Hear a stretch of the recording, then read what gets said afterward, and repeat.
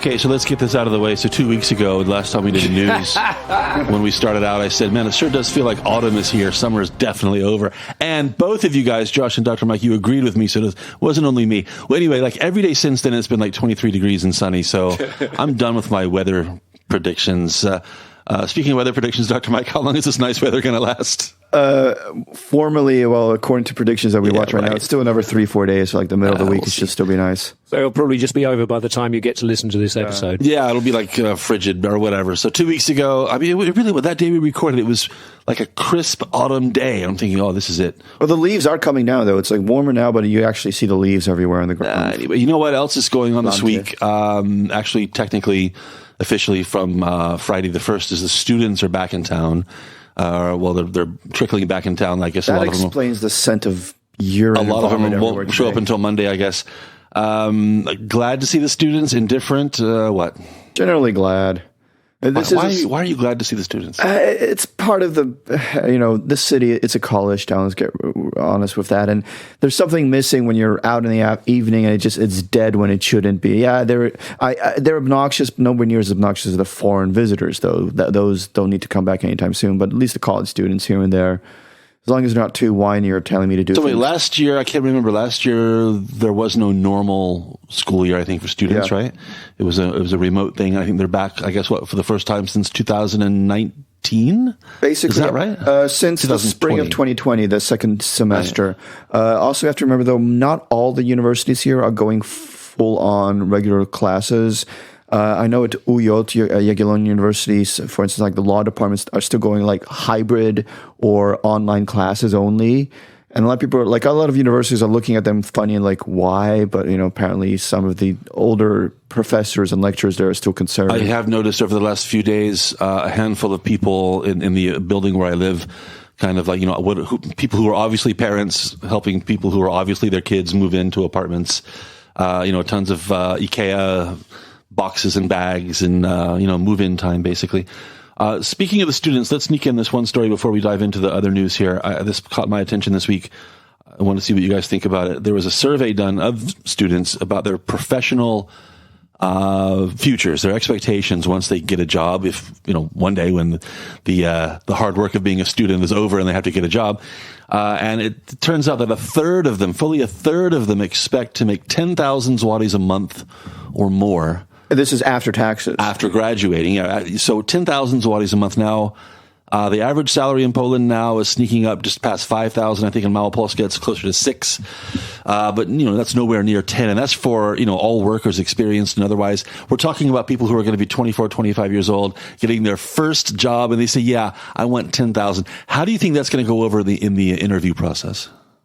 Thing is, you have to realize a lot of these students now, it's a huge amount. The largest right now are IT. And the truth is, the market is swallowing them up. You need people specialized in IT right now in every branch, in every business. So, if they're coming out of university, they have some experience to begin with. I can see that happening, especially. Yeah, Poland's really drawing kind of like investment from around the world when it comes. It's considered to be an IT hotspot, isn't it? The standard is high, the work is good, not particularly expensive, although maybe more expensive than India, I don't know. But it is certainly a magnet, I think, for IT investment. Well, that's fair enough, and you're right to point out IT, Dr. Mike, and yeah, even a junior, even if you're starting out, you're doing it wrong if you're making less than, I'd say 12 to 14,000 actually right now.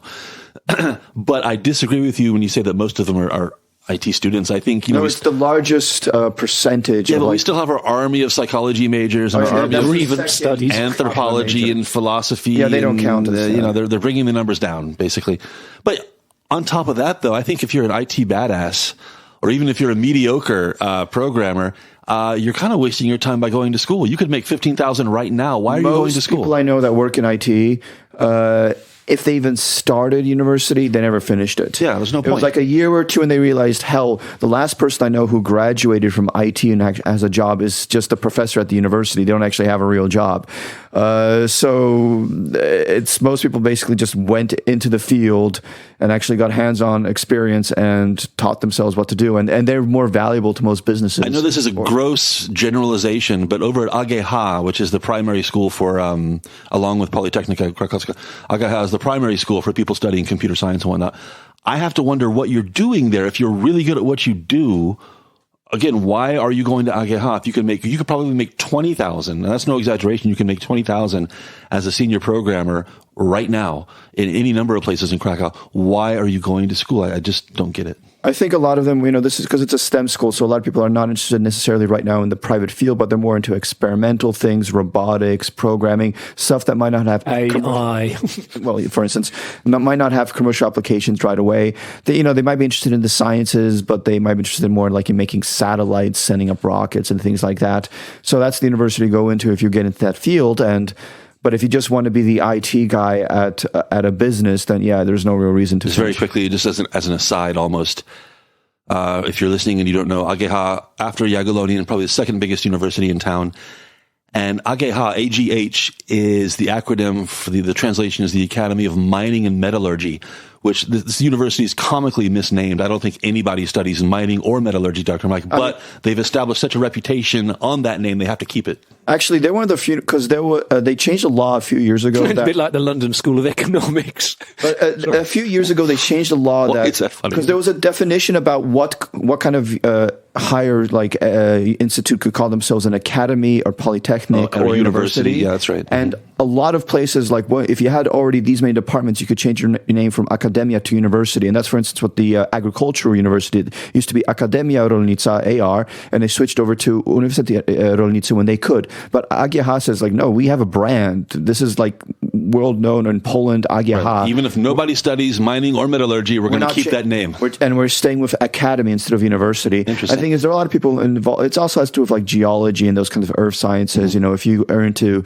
gas or petroleum, I know people who have studied there as well in that field. Well, also, isn't MIT considered to be almost either an Ivy League or near Ivy League university, yes. And that doesn't have university anywhere in its name? True. Fair enough. Let's move on from the students. Let's go to, we're combining. Their acronym would then be the Massachusetts University of Technology, MUT. So it doesn't really. Yeah. Let's go to two stories we've been tracking for some time now. We're going to combine them because they share a characteristic in common here. They're both stories we're going to give up on after today. We're not going to talk about these anymore because they've gone back and forth so many times we don't even know what the hell's going on anymore. Okay, here's what we're talking about. Two things. The bike lane on Grzegorzycka and the bridge at Hala Targowa. Both of these topics have been going on for 1 year, 2 years plus. They've gone from we're gonna get rid of it to no, it's going to stay, to we're going to get rid of it, no, it's going to stay. We're going to undo it, no, it's redone. We're going to undo it again, no, we're going to redo it again. It's back and forth, back and forth. The current status, Dr. Mike, is that the bike lane stays after being assured a month ago it was going. Yeah. And the bridge is. Why don't you just try to explain the situation with the bridge? Well, the bridge, I don't know if it's a bridge, viaduct, overpass. Viaduct, I think, is the that has the because train, it has a railway on it, line. The rail connection between eastern part of the city and the main train station. It was built in 1860 or something like that. I found out that it's the oldest surviving bridge in Krakow. You would have thought there would be more older bridges here, but it was considered a historical landmark for the last 35 odd years. And when they decided to expand from 2 to 4 tracks there, the city basically said, okay, but you have to preserve the original bridge there. And, PKP, the Polish rail company, said okay, we'll figure something out. And they basically said 2 years ago, it's not doable. We have to tear it down. We have to change its construction. Its internal structure is crumbling. It will not be able to support the new weight. The city or the Województwa basically said, no, it's a landmark. It has to be preserved. They said, okay, we'll figure something out. Basically, no construction was going on around it specifically for the last year and a half. And now finally the city, the government says, okay, we've taken it off the list of protected landmarks. Do what you got to do. And the train company is saying they're going to tear it down, rebuild it, and then just cover the outside with the original bricks and facade. And all this comes, by the way, after God knows how much money has already been spent on it in the last 2 years. Exactly. It's gone off a lot of money. It's delayed everything by 2 years or something like that. Because, in 2019 was the decision was, in 2015 was the first decision made by the voyevoda saying you have to protect this. In 2019, they basically put their foot down. It's like, no, you can't. We approve only if you protect it. And the company says like, we'll figure something out, but they kept getting in their own experts coming in saying like, no, this can't be done. Can't be done. What do we know about maybe the motivations behind the sudden change of heart? From it's got to stay to, okay, fine, Might whatever. it be financial? Yeah, a little first of all, envelope somewhere. They're saying that if they actually want to keep the original, they would have to build like a superstructure inside it, and the actual train tracks wouldn't be riding on the old one, and this would cost 80 to 90 million zlotys, while tearing it down then building up a new one with just the outside protected would cost more like 35 to 50 million, so half the price, if not less. But what's happened in the last couple of weeks is that the conservator, Professor Bogdanowska, was that her name now? That's the now former conservator? She was let go. Forced out the door, basically. At the beginning of the month. And then the Ministry of Culture and Heritage and a bunch of other things that nobody cares about basically says, okay, well, now we can take it off the list. Is it at all suspicious that this comes literally like 2-3 weeks at most after the previous conservator was forced out? Yes. Though, in some of the total coincidence. Some of the articles I've read that basically the city says like, yes, she might have been slowing things down too much, but we're still going to, put our foot down and prevent developers from, making crazy investments and building things, which when you look around town, I don't see that they were stopping them from doing that to begin with. So. Josh, let me get your take on something. Coming from London, you know something about this. Living here in Krakow, you know something about this. What's your take on the balance between saving something because it has a place in the history of a city and saving something just because it's old? Well, it's a good question because I think there are kind of nuances to this. And actually, I mean, when I was living in London, I even for a time lived in a building that was becoming structurally unsound, but it was also sufficiently old and had partly because it was like kind of two houses adjacent to each other and then a massive new development next to it because the rest of the street had been flattened by the Germans in the war. And it was decided that the facade of these buildings needed to be protected, even though the foundations were sinking. And they actually we were rehoused and they knocked everything down except the front and then rebuilt it. So what you see from the street looks like an original 1840s London townhouse. What's behind it is, brand new, modern, reinforced concrete, blah, blah, blah, blah.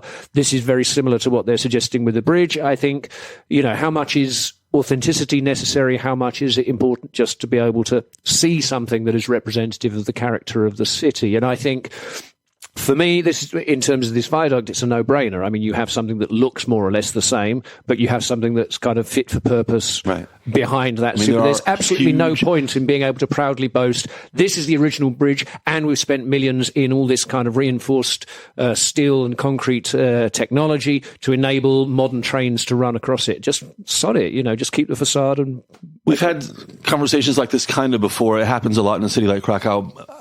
But, it's the inconsistency that bothers me here. The bridge, dating, as you said, Dr. Mike, from 1860s, can go, it's okay. But the hideous monstrosity of the Hotel Cracovia, that has to stay from the 1960s. And that has to stay. We have to do everything to protect that, including the government buying it for, 400 million zlotys and turning it into a museum of design. Dr. Mike, I find that ridiculous. Yeah, especially since the funny thing is that hotel was sold to a different company. And only after that different company bought it did the city say, oh, I'm putting on a protected list right now, so you can't do anything that you had planned to do. Well, I think it's also there's politics here. And we'll buy it back from you at a loss. Exactly, that too. It was what a mess that was. I mean, I think the whole kind of, this is many, a long time ago, but we did discuss this whole kind of architecture thing, and in particular socialist, realist and brutalist architecture. And there are, regrettably, still people who appreciate this style of architecture, despite the fact that it is by any stretch of the imagination. We have to save the Hotel Forum. We have to save the Cracovia, but this bridge from the oldest bridge in the city, no, we can get rid of that. I just don't get it. It's like we keep Cracovia and Forum not as basically as warnings, like don't do this again. Let's move on to a weird story this week. A weird story that comes out of really unfortunate circumstances that are ongoing on Poland's eastern border with Belarus. We've already talked about that, the refugee situation, the fences, the poor Afghan kids who died outside of Warsaw eating the mushrooms. It's just one piece of bad news after another. But again, it took a weird turn this week, guys, When, now I'm not making this up, the government held a news conference in part to, get support for their policy, which is returning refugees, wherever they're from, to the other side of the fence, back to Belarus. And to kind of support their argument, they shared some photographs that they had taken from cell phones, mobile phones that the refugees had brought with them. A lot of it was kind of innocent stuff, touristy sightseeing in Minsk, for example. But then there was some dodgy things with, affiliations with various terrorist organizations, the usual pornography. But there's also, I have to say it, come on, how are you bestiality. Going to approach this? There's bestiality, and it's not hard to find. Go on the internet, you can find this bizarre photograph. I shared it with you guys this week of two Polish government ministers, and behind them on this huge projection screen, there is a mostly censored photograph of a guy having sex with a horse.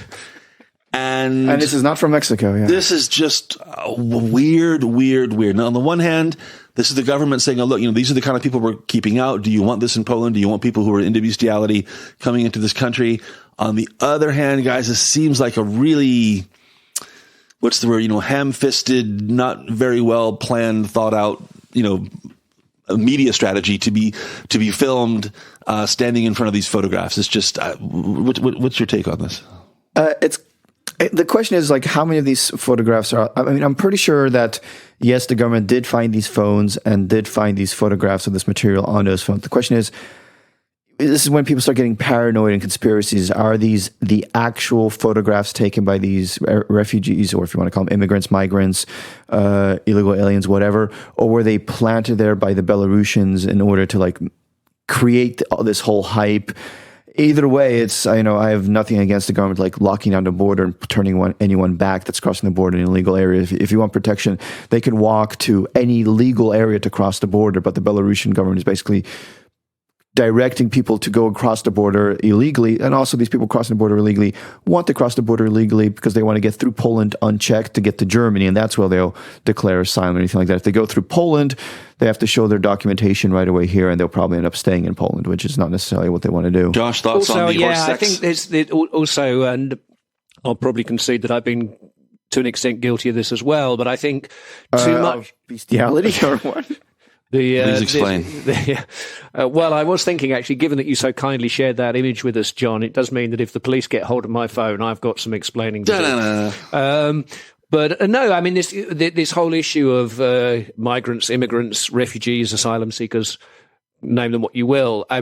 The issue here is not really so much about the people themselves, and you have to think, well, they're willing to undertake presumably great personal hardship in order to leave their countries and try and get into a European Union country. I think, as Mike says, it's probably Germany, or I think actually because of the language thing, a lot of people want to end up in the UK because English is considered to be the language of most benefit aside from your native tongue.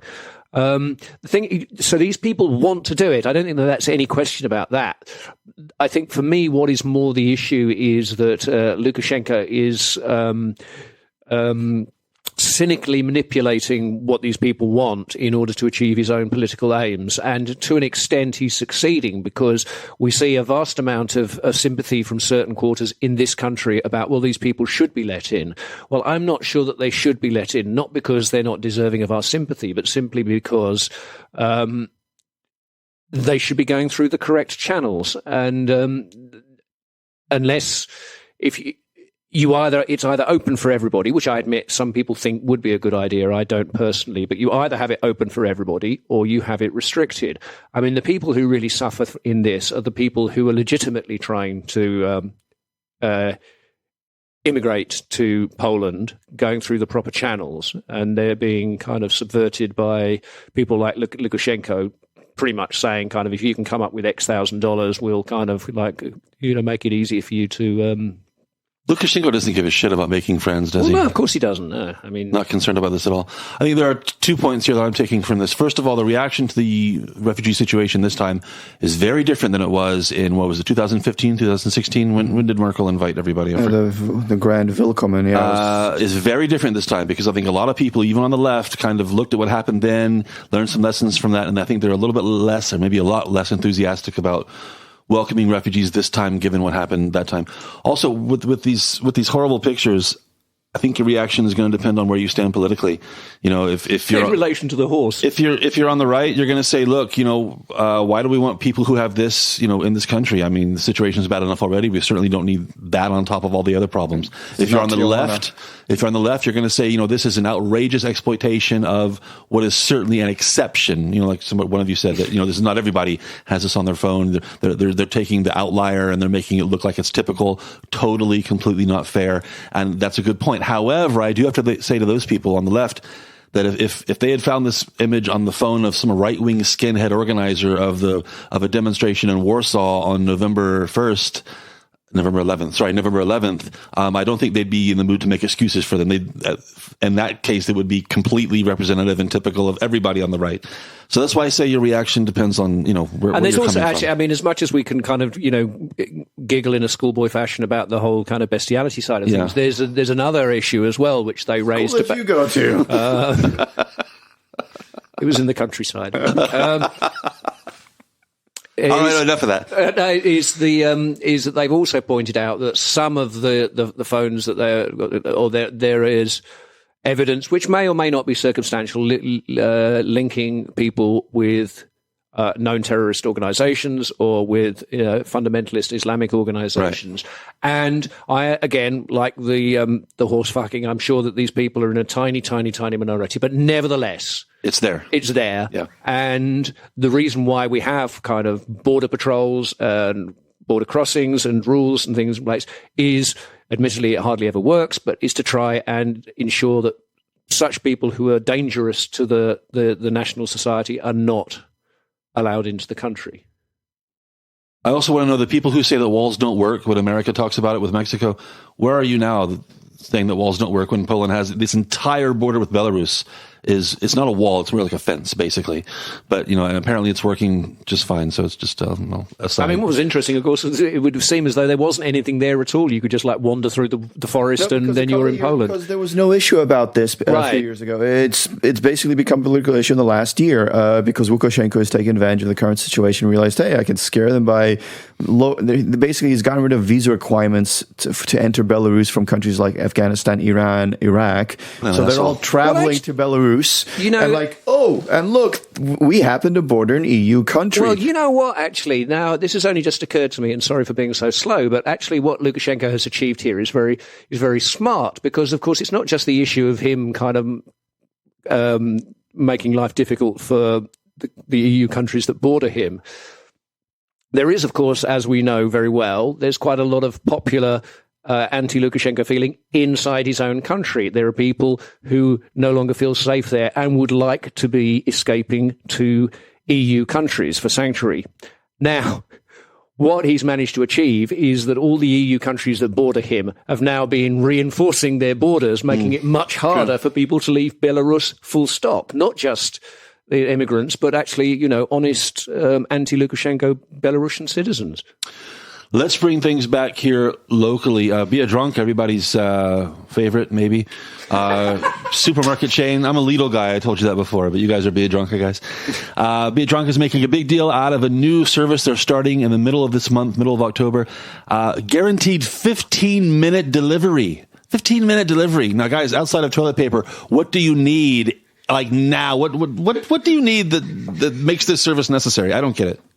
I think the whole is they're not guaranteeing it'll be 15 minutes, but they can be within 15 minutes. A way to undercut me, Mike. Go ahead. Okay. Anyway, but as little as 15 minutes. But yeah, they're opening up these micro centers, basically Amazon style, dark stores. I think is that they were called. So not actually. Pretty sinister name. Yeah, you can't actually go in there and buy anything, but they'll basically order something through the app. There'll be a limited selection of products. It won't Distribution only, yeah. It won't be their full limit of full list of products. It'll be like 1,500, but it's the stuff they'll have on toilet paper, toilet paper, vodka. No, actually, I guess you can't do alcohol.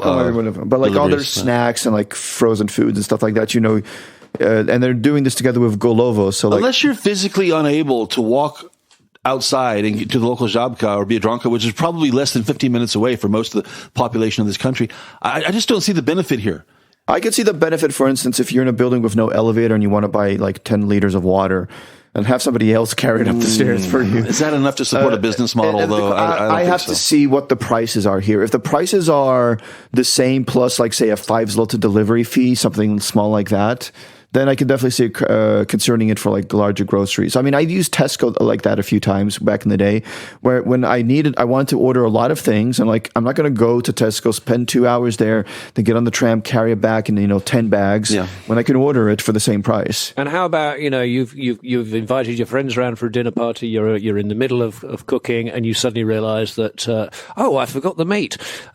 Well, fortunately, I don't have to stop everything and rush around the corner to Biedronka. I can just simply get my smartphone out and but again, these are like super exceptional situations. How many dinner parties do you have, John? One, like 1997. I think.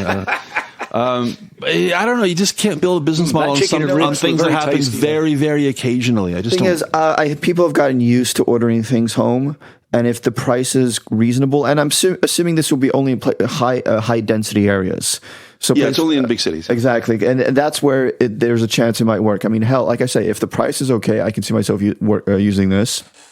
I have to say that, this is purely anecdotal based on kind of half-hearted observation. I think one of my neighbours has at least one, if not 2 meals a day delivered by either of, Volt or Glovo. I mean, one thing that I've used a few times during like the whole like pandemic scenario when you weren't allowed to like spend too much time in stores, limits, stuff like that. I use the Rossmann's app to basically pre-order everything like at a drugstore, and I just like walk in and pick up the bag ready to go. I didn't know about that. That's kind of handy. You do that. You go through their app, you say what you want, and they can usually have it ready in a few hours to drop in and pick it up. And handful of uppers, a handful of downers. So Biedronka did something like that, where I don't have to go through the whole store. It's just like there's a counter at the end. I walk up, give him my receipt, and I walk away with it. That's already a plus, and I can see this distribution model being similar to that. Well, I think, and you know what? I can see that as being a logical extension, because they're like, well, we could do this, and then people just come in and pick up. And they were like, hold on a minute, there's already an existing network of fit guys on bicycles and ladies on bicycles kind of delivering food and stuff, for the sake of, just adding like arguably 5 zloty onto the price, then we can do a delivery service as well. There's one thing we forgot to mention. This will also be available on Sundays. I'll get into that in a moment. And hold that Sunday shopping for a thought for a moment. Also, with the Biedronka thing, I think there's an element of marketing and publicity in this as well, because even if people don't use it. People don't use it. It's still, just like we're talking about it now, Biedronka, 15-minute delivery. It gets them in the news. It gets people associating them with, technology and convenience and whatnot. And, people might go to Biedronka and do in-store shopping like they always do. I bet they won't do the pizza thing of, though, if it's longer than 15 minutes, you don't have to pay for it. Oh, that's a good question. What if it's longer than, we'll see. Onto the Sunday shopping ban, Dr. Mike. This week we saw the results of a new survey that shows that support for the shopping ban, which was enacted by the current government back in 2019, was slowly implemented kind of gradually, and now we have the complete shopping ban. There are some exceptions around the holidays and back to school and things like that, but support for the Sunday shopping ban is down in the 30s now. I mean, which is a real drop. They had majority support as recently as about a year ago. This was never popular I've hated it from the beginning. Yeah, I've always hated it. I've always said that. Do you see this surviving even if the peace government survives? Yes, I do, because it will be too much of a headache to open up on Sundays again. I mean, I could see them lifting a Sunday ban, but it would have to be a different government, and it would still be messy, because the fact that 50-some% people want places open on Sundays still means 30-40% of people are okay with being closed. So if so don't go shopping.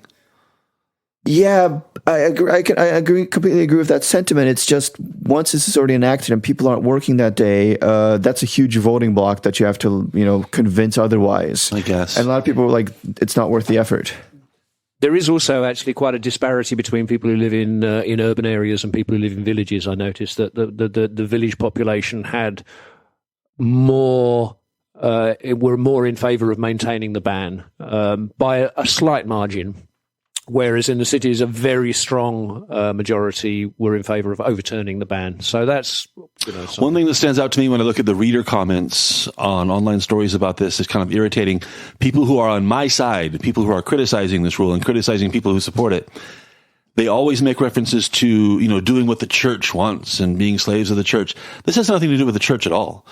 And I would remind everybody that much of Europe has similar laws, like Germany. Germany's had Sunday shopping ban forever. Are you going to tell me that Germany's, doing what the church told them to do?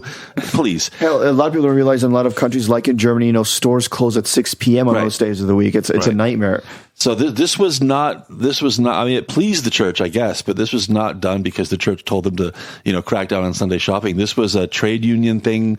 This was, I think it was the political preferences of Kaczynski himself, actually. I think he's the guy behind this. But this was never put to a vote. I refuse to believe there was ever huge popular support for this, but we have it nonetheless. So, well, I hope it gets overturned or changed or liberalized at least, but I don't know. We'll see. What else have we got here? Last week, the police all over the country, including right here in our own city, many of them went on a de facto strike by calling in sick. Of course, they weren't sick. They were abusing the medical program that's called L4, where you can kind of, That's like you cough a little bit, you hack a little bit. You claim you're sick and you still get paid. I think it was 80% of your salary, right? Yeah, basically that for the first few weeks. The cops are de facto striking over money. It's always money, of course. Remember a few months ago, the teachers went on strike, the nurses went on strike, the doctors went on strike. Now it's the emergency services people went on strike, and now it's the cops. 500 zlotys a month is what they want, which is kind of pathetic when you it's pathetic that they have to go on strike to get 500 zlotys a month, but especially this is tying in with strikes they held a couple of years ago that we discussed on the KrakCast before, 2 years ago. This is basically like the final step of that. Like the government was kind of postponing, introducing these like higher payments, these higher salaries, and it was basically they wanted 500 zlotys more, and they said they wanted 500 zlotys more after taxes. Well, the government was like, okay, we'll give you 500 zlotys before taxes. So now it's going to turn out to be like some 600 some zlotys plus bonuses at the end of the year, then which after taxes, everything like that will average out to about 500 zlotys a month extra for, and it's supposed to be for all police officers, so not just higher end but like all workers in the department. I'm sympathetic to them. I'm pro cop. They have a tough job. But at the same time, to be fair, I have to point out that, these people retire after 15 years, so they can retire after 15 years. They changed that law, but it's now like a little bit longer than that, but still. Well, people who are grandfathered in, a lot of people are. And this increase would have an impact on this pension that they receive for the next, 40, 50 years of their life. So there is a significant cost involved. But the worst part of this, Dr. Mike, and you'll know something about this, being familiar with the medical service here in Poland, is it reaffirms or it confirms the widespread belief that L4 is widely and openly abused. I think L4 is a joke. I think the police should look into. Wait. You mean the shock of like generous sick benefits for people who are employed in the public sector not being exploited? L4 is abused. Everybody knows people get 3-day weekends out of it. It spikes on Fridays and Mondays. Oh, I got a little bit of a cough. My back hurts. I need 2 weeks off. Here. Oh, by the way, doctor, here's a nice little bottle of something for yourself. It's a joke. Everybody knows it. And when the police do this, it just reinforces that idea. Pretty much. It's kind of like socially accepted, culturally accepted that that's just the way it is. But arguably, what because this is being done to kind of leverage this pay rise. So arguably, they're actually pointing out the absurdity of this situation, and I don't know. Maybe if we had a conservative government in this country, then they would. Oh yeah. What I think is also amusing is that most of these police departments are saying that they're basically about anywhere from 20 to 25% of their staff is off sick or on other such. That is truly shocking. I saw those figures. 25%. They're still functioning fine. I'm like, wait. So does that mean you are generally overstaffed all the time? Maybe pretty much get rid of that 20% and pay the rest more. Then again, the other argument is like they're just basically for a short period of time. Any institute can work with less people. Just have everybody else do a little bit more for a short period of time, but that can only last for so long before people start burning out. People start no longer be able to fulfill their obligations. They might have enough police out on the beat or patrolling the city, but they can't do any specific kind of interventions. They don't have enough people doing paperwork back at the office, et cetera, et cetera. One more story before we wrap up today. Another weird story, potentially a story with the potential to finish in tragedy. Fortunately, it did not. I'm not sure exactly how it was uncovered, but we learned this week that some people here in Krakow, in Nowa Huta, in Osiedle Piastów, they had a quite impressive collection of World War II artillery shells, explosives like landmines, and other things like pistols and whatnot. Mortars stored in their basement. Mines, grenades. Yeah. The building had to be evacuated. The special detachment from the bomb disposal squad had to go there and take everything out. Really, really big deal. Lots of people had to spend the night outside because it was discovered in the evening, and this is an overnight thing. Saw some pictures online. Again, very impressive collection, I have to say. Not sure how it was acquired and how they managed to hide this stuff for that long. Again, this just happened about a day or so ago. Dr. Mike, what can you tell us about this? That I wasn't clear. There's a coma involved here. Well, basically, a guy shows up in the hospital, injured leg, serious condition. The doctors have to treat him, and then they realize, these wounds, they kind of look like there was an explosion involved here. We might have the police have to check this out. So the police, are called in. They go to his apartment. They get the proper warrants, something like that. And they walk to his apartment. Yeah, there's munitions there, artillery shells, landmines, like you said. Even on his balcony, in the basement. I saw pictures from the basement. Yeah. And then they find out through investigating more that he had a friend who was probably involved in this as well. They raid that guy's house. Turns out he has his own collection, similar size. He's arrested. So the first guy who was injured, apparently he was doing something by a riverbank and it exploded. We don't know if he dug up something or was playing with something he had found. Serious injuries, especially to legs. I've even heard that he might have lost both legs or partially amputated, though it's still not clear. But he's in an artificially induced coma, to deal with the pain and the trauma right now. And the police are investigating this and trying to figure out how they got their hands on all this material.